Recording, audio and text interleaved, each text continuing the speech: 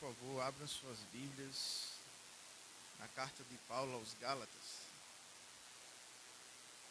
capítulo de número 5.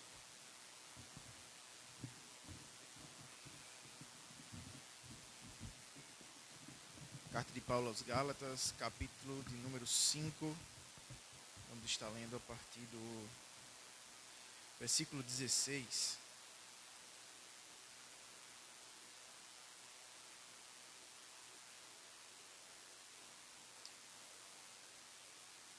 Vamos estar lendo do versículo 16 até o versículo 26.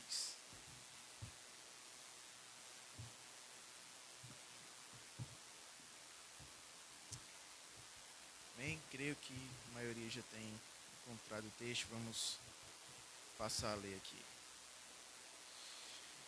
Digo, porém, andai em espírito, e não cumprireis a concupiscência da carne, porque a carne cobiça contra o espírito, e o espírito contra a carne, e estes opõem-se um ao outro, para que não façais as coisas que quereis.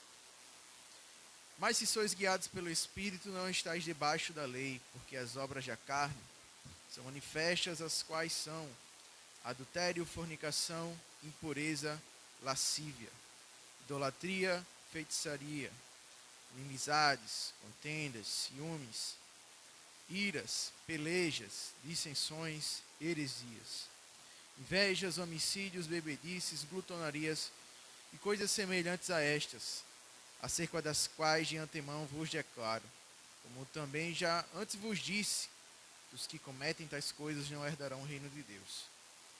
Mas o fruto do Espírito é amor, gozo, paz, longanimidade, benignidade, bondade, fé, mansidão, temperança. Contra estas coisas não há lei. Os que são de Cristo crucificaram a carne com as suas paixões e concupiscências. Se vivemos em espírito, andemos também em espírito. Não sejamos cobiçosos de vanglórias, irritando-nos uns aos outros, invejando-nos uns aos outros. Bem, irmãos, texto muito conhecido. Se você puder deixar aí aberto na sua Bíblia, para poder estar escorrendo por esses versículos e outros também, dos textos que são muito caros, principalmente para a nossa vida de santidade. Rapidamente, para dar um contexto sobre a carta dos Gálatas, né? Paulo ele escreve essa carta aos Gálatas visando combater e corrigir alguns erros que estavam acontecendo na região das igrejas da Galácia.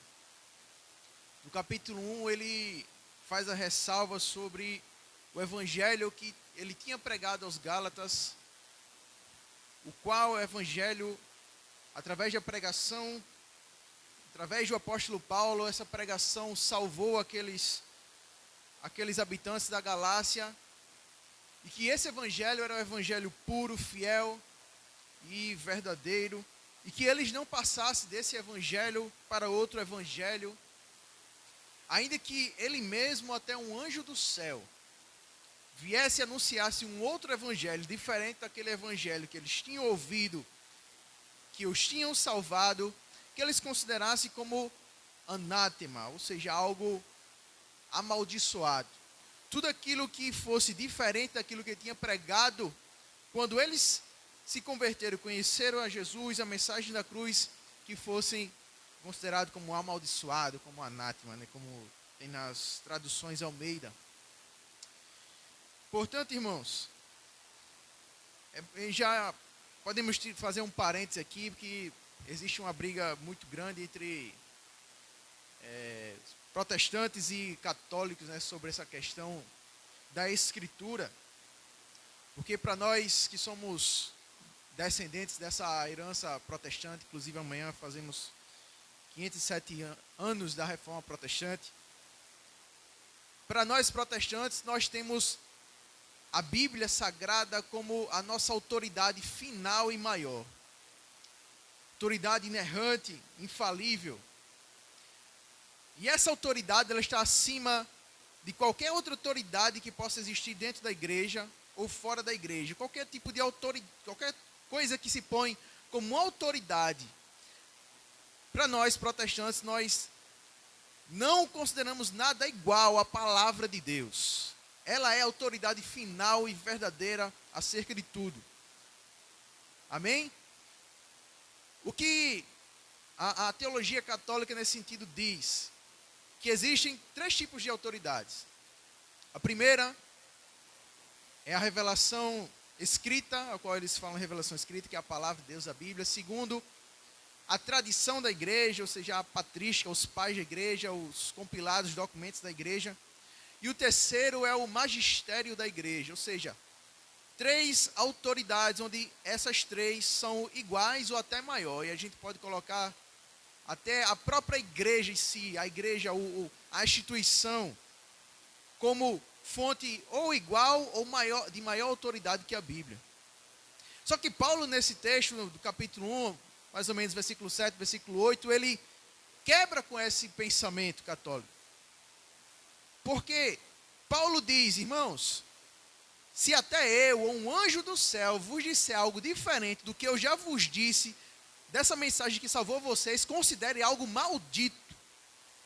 Então, tudo aquilo que o magistério da igreja possa falar, tudo aquilo que a tradição possa falar, tudo aquilo que seja o escrito mais antigo, mais próximo, que seja fora da palavra de Deus, que se contradiga, é algo maldito. Só a palavra de Deus, ela tem um poder de autoridade. Isso vale também não somente para respondermos a essas coisas da teologia católica romana, mas também, irmãos, muitas vezes a gente precisa utilizar a Bíblia para julgar até as próprias profecias que existem dentro da igreja. As profecias devem estar submetidas, qualquer tipo de revelação, qualquer tipo de sonhos devem estar submetidas à palavra de Deus. Portanto, nós, como crentes em Jesus e crentes na sua palavra, nós temos o poder de julgar as profecias, a qual o Paulo também ele direciona isso, ele orienta que nós julguemos as profecias, mas não desprezemos. Elas têm que estar dentro do crivo da palavra de Deus. Então, qualquer tipo de profecia ou suposta revelação que se ponha contra a palavra de Deus é algo maldito. Amém, irmãos? Se por algum acaso vier algum dito profeta, vier para você e disser algo que está diferente da Bíblia, é de procedência maligna. Então, Paulo ele fala isso no capítulo 1. Considere maldito tudo aquilo que eu falei para vocês, tudo aquilo que for diferente do que eu já falei para vocês, aquilo que eu já preguei para vocês. No capítulo 2 ele fala que ele repreende até Pedro pela sua conduta diferente da pregação do evangelho, que é pela graça, por meio da fé, a qual eles, por meio de alguns grupos judaizantes, queriam que o povo voltasse à prática da lei, à prática das coisas que eram sombras de Cristo.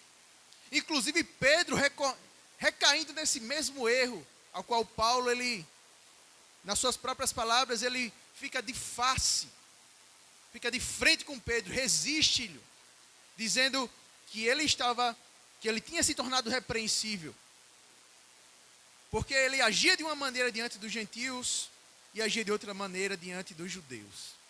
E quando estava diante dos judeus, eles desprezavam os gentios. Capítulo 3, Paulo ele fala relembra aos Gálatas sobre a mensagem do Cristo crucificado, que eles tinham recebido o dom do Espírito, não por meio das obras da lei, mas pela pregação da fé. Paulo vai discorrendo até chegar no capítulo 5, quando ele inicia no versículo 1, dizendo: estai, pois, firmes da liberdade com que Cristo nos libertou. Não torneis a colocar-vos debaixo do jugo da servidão. Ou seja, irmãos, tudo o que eles haviam ouvido de que Cristo havia morrido por eles e pela graça unicamente, crendo eles nessa mensagem, eles obteram a salvação, não fazia sentido, era algo contraditório eles voltarem à prática da lei. Portanto, tudo que se põe em adição à salvação, tudo aquilo que nós recorremos como tradição, como sistema, como qualquer tipo de corpo de regras que fuja da Escritura, isso é algo considerado por Paulo como um jugo de servidão. Quando a gente pega algo e coloca de lado, soma com a salvação pela fé em Cristo, quando a gente diz, a salvação é pela fé em Cristo, mas você precisa fazer isso aqui também. E isso não está dentro da lei de Cristo, do evangelho pregado, isso se torna como algo, como jugo de servidão colocado em cima da pessoa que pensa dessa forma. Os Gálatas estavam indo neste caminho. Eles estavam seguindo coisas que eram diferentes do evangelho, que estavam fora do evangelho. E atenção nisso aqui, irmãos, que muitas vezes a gente põe padrões e regras até falados por outras pessoas, até por instituições, até pela nossa própria igreja, que fogem do evangelho. Se isso, irmãos, não está escrito, isso não pode ser feito, isso não pode ser aceitado como algo, como um tipo de evidência de liberdade em Cristo. Paulo fala isso. A palavra de Deus é onde está o evangelho, é nela que você deve se orientar. E todo tipo de prática de obras que foge disso, toda prática de obras que remonta a lei, ao seu próprio mérito, isso é um erro e você nega a fé. Você nega a fé dessa forma. Paulo fala sobre essa liberdade em Cristo. Nós somos livres em Cristo. Cristo nos libertou para a liberdade. Não faz nenhum sentido, irmãos, nós queremos por nossas próprias obras, por nossos próprios esforços, pela justiça da lei, queremos ser justificados diante de Deus. Os Gálatas estavam voltando para a tradição judaica de circuncisão, do kosher, que é a dieta judaica, de comer as coisas que a lei permite e não comer as coisas que a lei não permite, não entendendo que aquilo é apenas sombras, e estavam voltando para o jugo de servidão. Paulo fala isso, é para a liberdade que Cristo vos libertou, e não torneis a colocar-vos de volta jugo de servidão. E ele vai discorrendo mais algumas coisas, aqui ele falando também sobre essa questão, e como os Gálatas estavam confiando na prática da lei, na prática das obras da lei, só que isso estava trazendo confusão dentro da igreja. No capítulo 5, lá no versículo 13, ele diz, porque vós, irmãos, fostes chamados à liberdade. Não useis então da liberdade para dar ocasião à carne, mas servir-vos uns aos outros pelo amor. Porque toda a lei se cumpre numa só palavra, nesta: amarás o teu próximo como a ti mesmo. E aí Paulo diz o seguinte: vocês que estão aí praticando as obras da lei, versículo 15, se vós, porém, vos mordeis e devorais uns aos outros, vede, não vos consumais também uns aos outros. Paulo ele usa um recurso de ironia. Paulo diz, olha, vocês estão voltando para as obras da lei, vocês estão criando regras para vocês mesmos, estão abandonando a salvação unicamente em Cristo, mas isso apenas está resultando em contendas, isso apenas está resultando em ódio ao próximo de vocês, e principalmente aos irmãos da vossa própria fé. No versículo 15, Paulo diz, vos mordeis e vos devorai-vos. E ele diz mais ainda, cuidado, que não vos consumais também uns aos outros. Ou seja, Paulo está dizendo, é isso que vocês querem? Criar a própria regra de vocês, a própria tradição de vocês, as próprias obras da lei, e vocês acham que isso é realmente valioso? E vocês estão abandonando o evangelho, passando para outro evangelho. Olha o que está acontecendo dentro da igreja. Porque o orgulho, irmãos, que eles estavam sentindo de obedecer a lei, de obedecer as coisas da tradição, as coisas, as regras da lei mosaica, estava criando orgulho, onde um irmão estava se sentindo melhor do que o outro, mais santo do que o outro, de forma que apenas estava tendo tipos de julgamento em cima do outro, a ponto dos irmãos não poderem se suportar. E Paulo ele escreve essa carta enfaticamente, proibindo essas coisas, advertindo sobre essas coisas, que inclusive o último versículo que a gente leu, ele diz, não sejamos cobiçosos de vanglórias, irritando-nos aos outros, invejando-nos uns aos outros. Paulo diz que a prática da lei, a prática da circuncisão e outras coisas da lei mosaica servem apenas para orgulho próprio, apenas para idolatria própria. E isso não salva, e isso não produz nada. E o Espírito Santo, ele não atua, não opera, não é obra dele, está nesse meio. Portanto, nós entendemos aqui que Paulo, quando ele faz esse contraste das obras da carne, e faz esse contraste com o fruto do Espírito, Paulo não está escrevendo, olha, o mundo está fazendo obras da carne, não. Paulo está dizendo, olha, dentro da igreja de vocês, essas obras estão manifestando. Esse estilo de vida de vocês, de viver, fazendo as obras da carne, fazer as suas próprias obras, pelos próprios méritos de vocês, está manifestando as obras da carne, e não o fruto do Espírito. Todo o fruto do Espírito, todas as evidências do fruto do Espírito, ele se conecta, irmãos, com o versículo 14 que fala, amarás o teu próximo como a ti mesmo. Porque o fruto do Espírito, ele começa com amor, gozo, paz. Todas essas características do fruto do Espírito, ele se conecta com amarás ao teu próximo como a ti mesmo. E não estava acontecendo isso na igreja da Galácia. Os irmãos Gálatas, eles estavam fugindo disso. Paulo faz um apelo para que os irmãos voltem novamente e tenham como seu estilo de vida andar em espírito. Andar em espírito e não cumprir a cobiça da carne, não cumprir os desejos da carne. Muitas vezes a gente tem as coisas da carne mais focado na imoralidade sexual, né? Que é, inclusive, as primeiras coisas que Paulo fala no versículo 19 sobre as obras da carne, mas não é apenas isso, irmãos.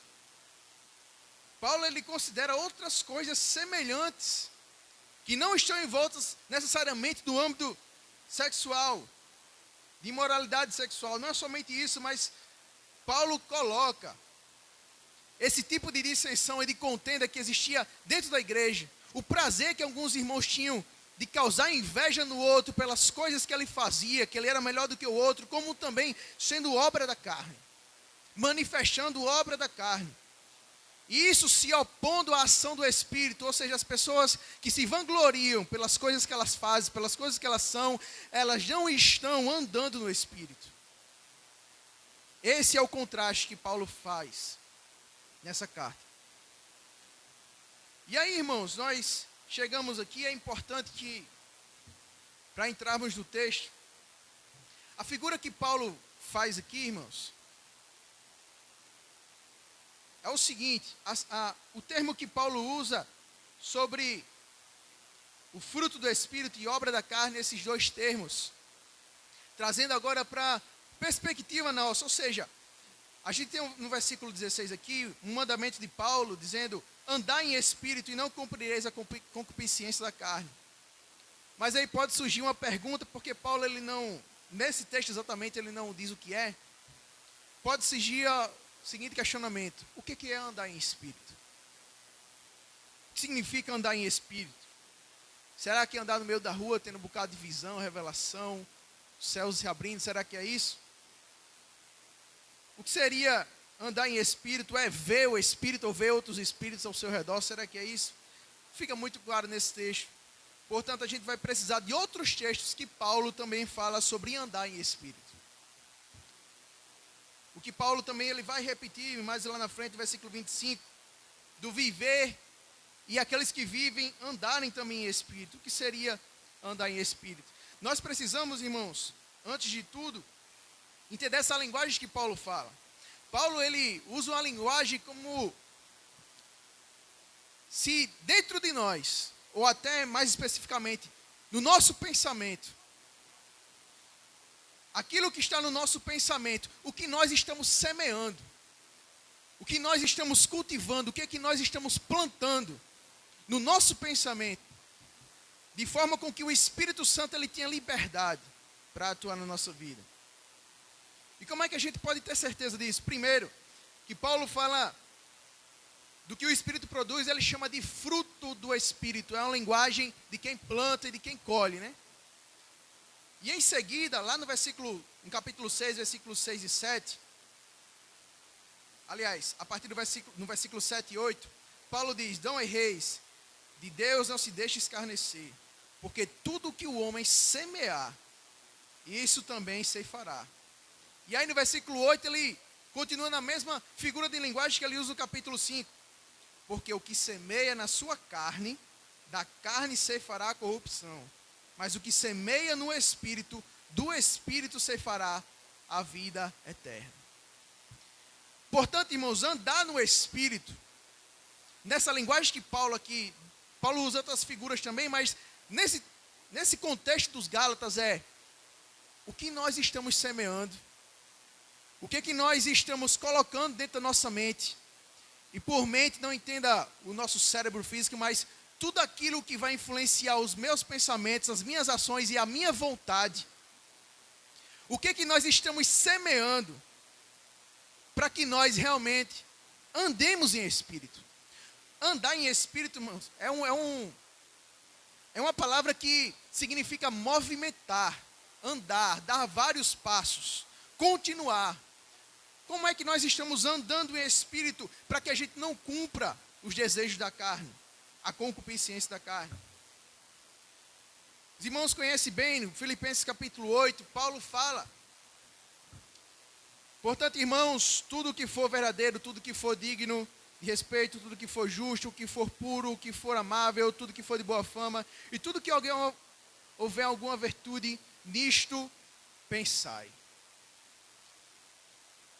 Amém, irmãos?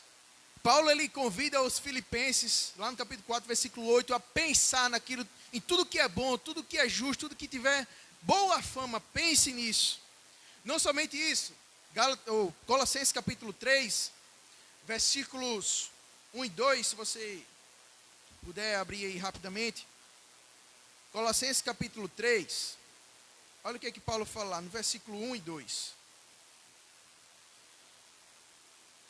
Portanto, se já ressuscitasses com Cristo, buscai as coisas que são de cima, onde Cristo está sentado à destra de Deus. Pensai nas coisas que são de cima e não nas coisas que são da terra. Tem um outro texto também lá em Romanos capítulo 8, versículo 5. Paulo ele fala também de um outro texto. Ele cita, na verdade, capítulo 8 a gente vai utilizar bastante para entender esse andar em espírito, mas lá no capítulo 8 de Romanos, versículo 5, Paulo diz: porque os que são segundo a carne, inclinam-se para as coisas da carne, mas os que são segundo o Espírito, para as coisas do Espírito. Em Colossenses capítulo 3, versículo 2, Paulo pede para que a gente pense nas coisas que são do alto e buscar as coisas que são de cima. No versículo 5 do capítulo 8 de Romanos, ele diz: aqueles que são da carne se inclinam para as coisas da carne, e os que são do Espírito para as coisas do Espírito. Portanto, já surge um questionamento para todos nós, irmãos. O que tem permeado o nosso pensamento, a nossa mente? No que nós temos pensado? Faça reflexão aí no seu dia. Faça reflexão na sua semana. O que tem ocupado a sua mente?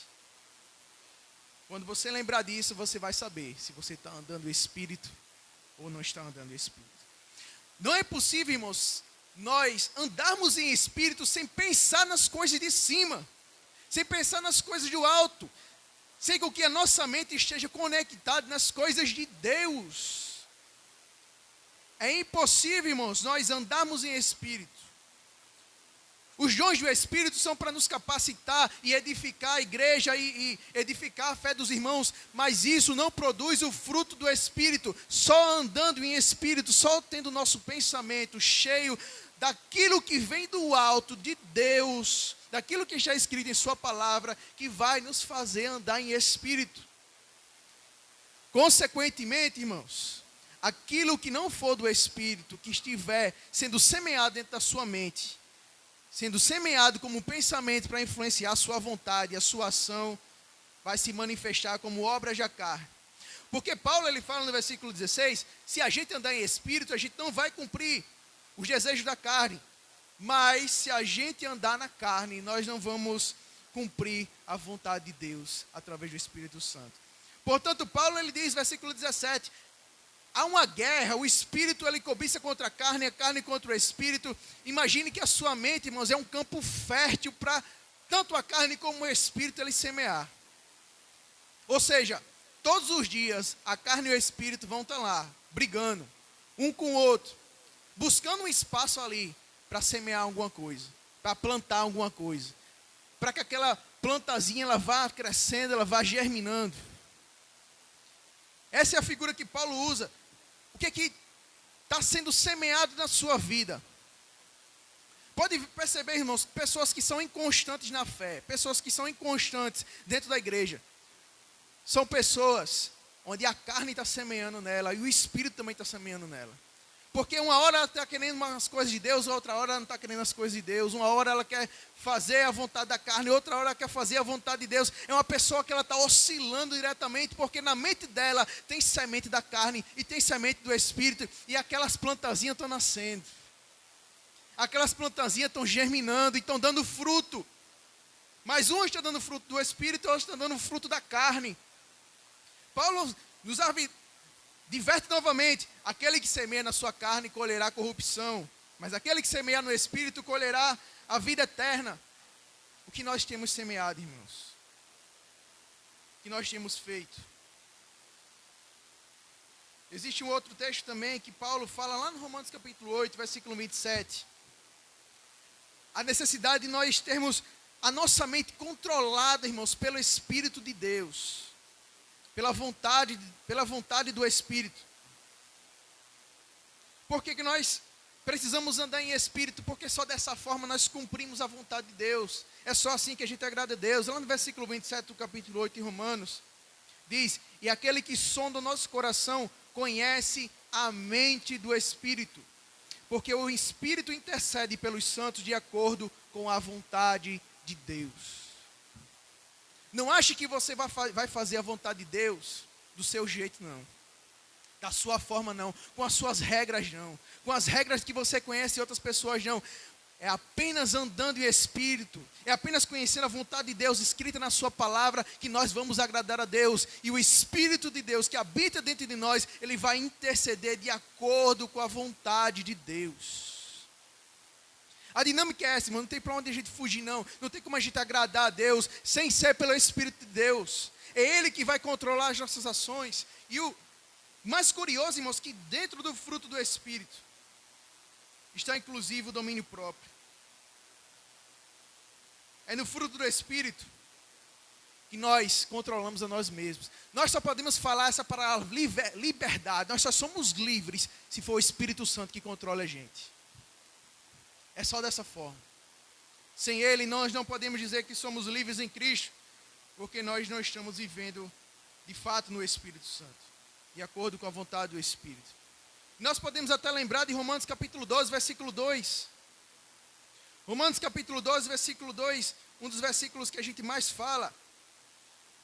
E não serem conformados com este mundo, mas serem transformados pela renovação do vosso entendimento, para que experimenteis qual seja a boa e agradável e perfeita vontade de Deus. Versículo 27, Paulo diz que o Espírito intercede de acordo com a vontade de Deus. E lá no capítulo 12, versículo 2, ele diz que a nossa mente seja transformada, renovada, o nosso entendimento, para que a gente prove a vontade de Deus. E sem o Espírito Santo, isso é totalmente impossível, irmãos. Precisamos andar em Espírito. Precisamos caminhar com o Espírito, irmãos. Quando Jesus, na verdade, ele fala lá no capítulo 14 de João, ele diz: vocês não fiquem tristes, vocês não fiquem perturbados, porque eu vou para o Pai. Não, eu vos deixarei o Espírito de Deus. Vos deixarei o Consolador, um outro Consolador. Ou seja, irmãos, o que Jesus estava querendo dizer ali? Da mesma forma que os discípulos sempre andavam com Jesus, lado a lado, nós, irmãos, temos um Consolador igual a Ele, ao qual nós devemos andar do mesmo jeito que os discípulos andavam. Para onde Jesus ia, os discípulos iam. Se Jesus ia para o meio do mar, os discípulos iam. Se Jesus ia para o meio da multidão, os discípulos iam. Se ia para o deserto, os discípulos iam, se Jesus permitisse. Ou seja, Jesus estava dizendo: eu vou mandar um outro Consolador para que vocês andem do mesmo jeito que vocês andavam comigo. Vos darei outro Consolador, não vos deixarei órfãos. mas ele vos lembrará tudo aquilo que eu vos disse. Andemos em espírito. Andemos segundo a direção do Espírito de Deus. Andemos segundo a ação do Espírito de Deus, porque sem Ele nós não podemos fazer a vontade de Deus. Nós não podemos frutificar, irmãos. Você pode dizer, irmãos, eu realmente tenho andado na carne, tenho feito as vontades da carne, não tenho muito feito a vontade de Deus. Você pode até sentir a sua mente meio transtornada, desfalecida, sua mente cauterizada. Será que tem alguma alternativa? Será que tem alguma chance da minha mente ser mudada? Para a glória de Deus tem. E é pelo Espírito Santo. Se você não sente mais domínio próprio, irmão, se você está agindo, você está caindo no pecado da mentira, da inveja, se você está sendo uma pessoa irada, se você está sendo uma pessoa imoral, se você está sendo pessoa que ninguém sabe, mas a sua mente está rodeada de pensamentos maus, é o Espírito Santo que santifica e muda o nosso entendimento e o nosso ser, irmãos. Eu não vim aqui nessa noite para atormentar você não, se você chegou aqui dessa forma. Eu vim dizer que há esperança para uma mente transformada em uma vida santificada, andando no Espírito de Deus. O desejo do diabo, irmãos, é que a gente suba aqui em cima e bata, e fale mal, e atormente você, para que você volte para casa pior do que você voltou. Mas o desejo do Espírito é santidade, é mansidão, é amor, é transformação de mente e de espírito. E é isso que o Espírito Santo quer fazer conosco. Se lá na sua mente tem alguma coisa que a carne está semeando, deixa o Espírito Santo ir lá, pegar pela raiz, arrancar e dizer, eu vou plantar outra coisa aqui, vou tirar essa erva daninha que está matando a terra, eu vou limpar a terra, colocar outra terra, vou plantar e vai nascer aqui para a glória de Deus. Para a glória de Deus, irmãos. Nós precisamos andar em Espírito, deixar que o Espírito Santo, irmãos, atue em nós. Se te falta domínio próprio, coloque o seu joelho no chão e diga, Senhor, tome as minhas ações, a minha vontade pecaminosa, transforme numa vontade que deseje agradar a Deus. Primeiro dia ficou difícil, segundo dia ora de novo. Terceiro dia ora de novo, e aí você vai dando passo com o Espírito Santo, e Ele vai interagindo com você, Ele vai trabalhando em você, e de repente você olha para aquela terra que estava cheio de semente da carne, de coisa imoral, de coisa imunda, você vai olhando, realmente tem alguma coisa aqui, tem outra coisa ali, mas já não é a mesma coisa, está surgindo uma flor diferente, está surgindo um fruto diferente, o Espírito Santo está trabalhando, deixa o Espírito Santo te transformar, te reerguer. Sempre tem alguma coisa na nossa vida, irmãos, que o Espírito Santo precisa trabalhar, então deixa Ele trabalhar, deixa Ele transformar, cresça em Cristo, seja mais parecido com Cristo, para que você experimente qual é a boa, perfeita e agradável vontade de Deus. E como é que o Espírito Santo faz isso? Capítulo 8, versículo 13 de Romanos, para encerrarmos. Olha como é que o Espírito Santo faz isso. Como é que o Espírito Santo pega a nossa mente, irmãos, destruída lá do mundo, ou até muitas vezes que não está buscando tanto a Deus. Olha como é que o Espírito Santo faz. Porque se viveres segundo a carne, morrereis. Mas se pelo Espírito mortificados as obras do corpo, vivereis. Quando a gente para de dar lugar à carne, irmãos, quando a gente para de deixar a carne entrar pela porta da nossa casa, da nossa mente, ir lá atrás, naquela terra, e parar de semear, quando a gente fecha a porta e diz, Espírito Santo, resolve isso aqui. Comece a frutificar aqui, Espírito Santo, comece a plantar aqui. O Espírito Santo, ele vai fazendo uma limpeza, irmãos. É uma obra sobrenatural que só o poder de Deus em nós, irmãos, é possível de fazer. Não deixe a culpa atormentar você, não deixe com que o diabo tente te lembrar das coisas que você semeou na carne, é verdade, mas daqui para frente o Espírito Santo pode fazer coisas grandiosas em nossa vida. Se você é uma pessoa imoral, o Espírito Santo tira aquela semente e planta uma mente sadia, que pensa de forma santa. Se você é uma pessoa irada, o Espírito Santo vai lá e planta temperança, benignidade, longanimidade. Se você é uma pessoa que sente ódio, inveja, o Espírito Santo tira aquilo e coloca amor, amizade, coloca coisas que vêm do alto. E é dessa forma que o Espírito Santo vai mortificando a carne, vai matando a semente da carne, e nós voltamos a fazer a vontade de Deus. Andemos em espírito, irmãos. Andemos em espírito. Vivamos no Espírito, porque é Ele que conhece a mente e as profundezas de Deus. É Ele que nos ajuda nos nossos dias mais difíceis. Ele que conhece a constituição do nosso ser. Ele nos conhece de dentro para fora. Ele conhece a profundidade no nosso coração. Ele conhece as nossas fraquezas, muitas vezes os nossos pensamentos incorretos, mas Ele está disposto, através do seu poder, de nos transformar, de nos dar um novo coração, um coração quebrantado, contrito, sensível à sua voz. E aí Ele vai orando por nós, intercedendo por nós, e Deus vai respondendo essas orações de Espírito e nos transformando, e a gente vai andando no Espírito, e aí a gente vai poder chamar Ele de amigo, porque Ele está perto de nós, a gente está andando com Ele, frutificando nele, testificando que Ele é real da nossa vida. É dessa forma, irmãos. É dessa forma. Quero ler ainda um último texto, 1 Coríntios capítulo 2, a partir do versículo 13, para encerrarmos.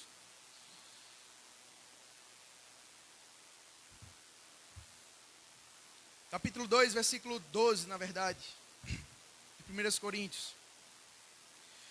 Mas nós não recebemos o Espírito do mundo, mas o Espírito que provém de Deus, para que pudéssemos conhecer o que nos é dado gratuitamente por Deus, a quais também falamos não com palavras que a sabedoria humana ensina, mas as que o Espírito Santo ensina, comparando as coisas espirituais com as espirituais. O homem natural não compreende as coisas do Espírito de Deus, porque lhe parecem loucura, e não pode entendê-las porque elas se discernem espiritualmente. Mas o que é espiritual discerne bem tudo, e ele de ninguém é discernido.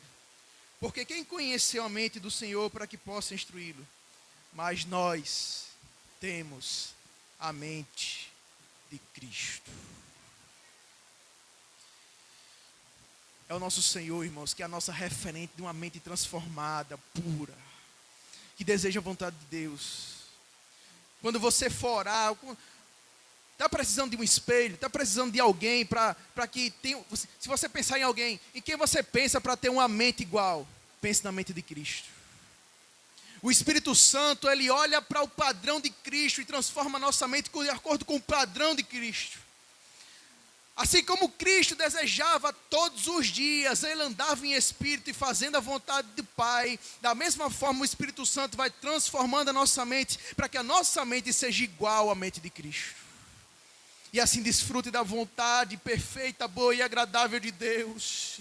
E não mais a vontade da carne. E não mais todos os dias perder, irmãos, para a obra da carne, para o poder da carne. Mas que possamos desfrutar da presença de Deus, do poder do Espírito Santo em nossas vidas. E nós vamos provar sim as coisas que são do alto. E nossa mente vai ser transformada e blindada contra as coisas desse mundo. Amém.